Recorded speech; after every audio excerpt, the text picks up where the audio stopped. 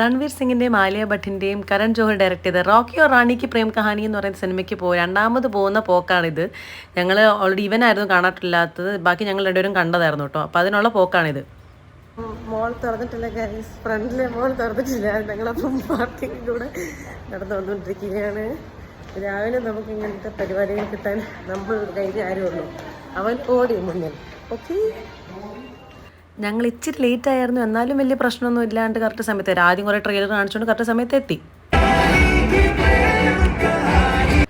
എന്നിട്ട് പിന്നെ ഞങ്ങളുണ്ടല്ലോ ബ്രേക്കിന് എന്തെങ്കിലും മേടിക്കാന്ന് പറഞ്ഞ ഓർത്ത സമയത്ത് ഞങ്ങളുടെ ടിക്കറ്റിന് ഞങ്ങൾക്ക് 230 രൂപയായുള്ളൂ. എന്നാൽ ബാക്കി സാധനം ഫുഡ് വാങ്ങിയാൽ നിങ്ങൾ നോക്കുക 1100 രൂപയാണ് ആയത്. ഡിസപ്പോയിൻറ്റഡ് ആയ ഞാൻ. ഇതൊക്കെ കഴിച്ചേ പോകാൻ പറ്റുള്ളൂ.